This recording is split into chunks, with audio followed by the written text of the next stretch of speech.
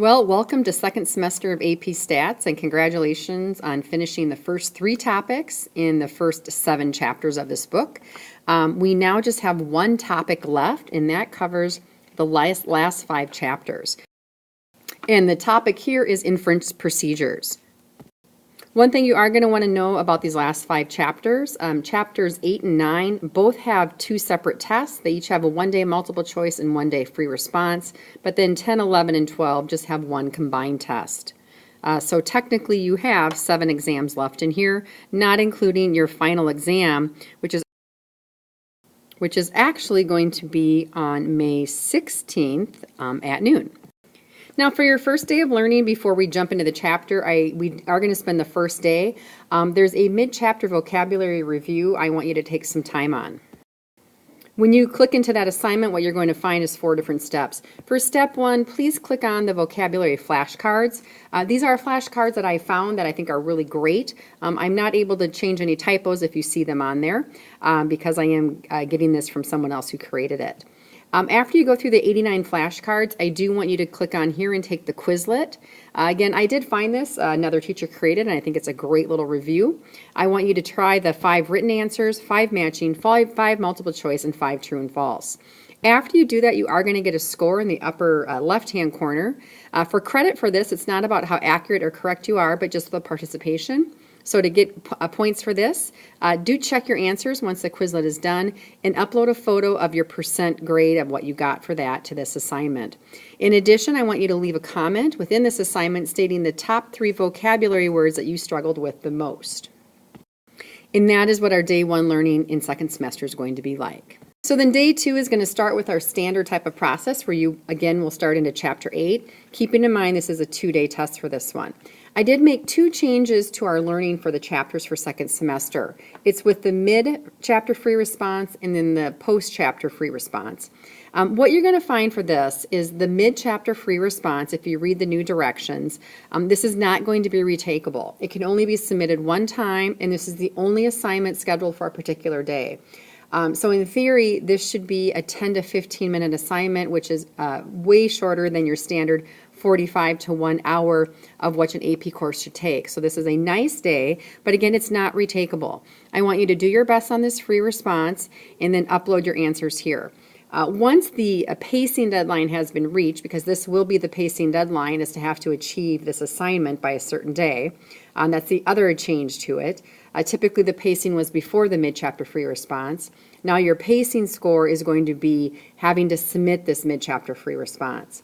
Once that pacing date has been reached, I will upload the answers to this free response so you can see the correct solution to it. Now the critiquing that you used to do in your mid-chapter free response is now going to be moved to the end of the chapter free response. So it's going to be the same process here. You're going to go into this initial free response, type up what you think the answer should be, then look at 2 different student write-ups and give them a critique.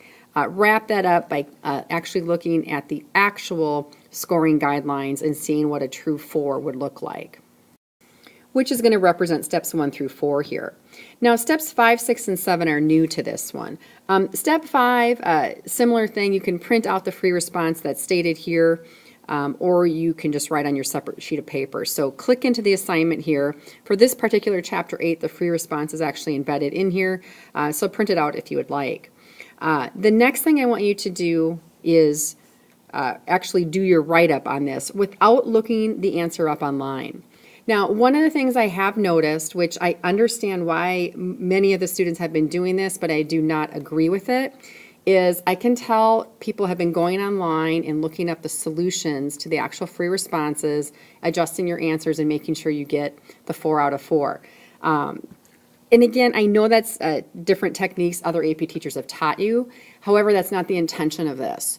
That is not going to benefit you in the long run. So what I really want you to do is I'm changing how this is going to be graded. This is no longer graded on if it's accurate or not, because you are really kind of digging a hole for yourself by just looking up the answers and writing them out.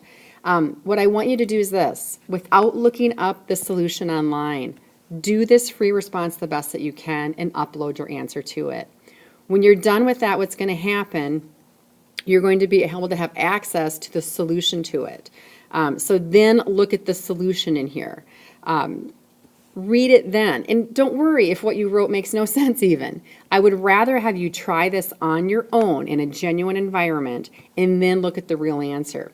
Now, once that's done, you're going to wrap this up by actually doing another discussion. Step 7 is you're going to write a discussion about critiquing your write-up. So before here, you did 2 critiques of different student write-ups for a different free response. Now you're going to do the second free response, the one you're not going to look up online, and you're going to compare your answer to the actual AP Board's answer, and then you're going to critique yourself. I am going to grade you on your critique, on how honest it is and how accurate it is. Give yourself a score of 1 to 4. It doesn't matter if you got a 1. Again, I think being more in a genuine mode for this and really taking it like you would on the actual May 16th exam is how you need to be doing these types of questions. And overall, I hope this change helps you better prepare yourself for the true free responses you're going to experience on the May exam. Now let's take a quick overview about Chapter 8. Again, you're going to notice the first day is this mid-chapter vocabulary review, and then you're going to go through your learning. Chapter 8 does have 3 sections to it, so it's a little bit longer. Here's that mid-chapter free response, the one where you can only submit 1 time on that one and cannot correct it. And then here is the new adjustment where you're going to critique the students, and you're going to critique yourself on that second write-up. We're still going to have, for this one, a 2-day test, like I said, so you're going to see it scheduled, a 1 day for multiple choice and another day for free response.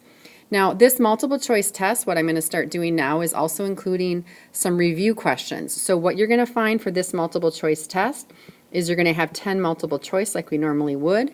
In addition to that, you are going to have 2 free responses that are review questions. I will tell you that these 2 free responses, one of them is going to be Chapter 1 related and another one is going to be Chapter 7 related. So it is always expected that I could at any point in time give you a review question. It's fair game. So you always want to be on target to be ready for that. Again, Chapter 1 about the data and Chapter 7 about our probability and our sampling distributions. I would highly recommend just reviewing those before you take the Chapter 8 multiple choice test. Now the Chapter 8 free response test, this one is going to be a couple of free response questions. One of the free response questions I will tell you, you are going to want to be prepared and remember your materials from Chapters 5 through 7 because it's all embedded in there along with a Chapter 8 type of question. A lot of the free responses going forward are going to be about the current chapter, and they will also have questions embedded from previous chapters. So you always, again, have to stay on top of your game for that. Overall, this chapter is about 3 weeks long. You will, again, be given a 1-week extension for the deadline for the test. So we can tell here that the pacing date is the 7th of February for this test. So 1 week later would be the deadline when Chapter 8 does have to be completed. So that's it, and let me know if you have questions as you begin your learning in Chapter 8. Congratulations on finishing first semester. We're halfway done and only 5 chapters to go.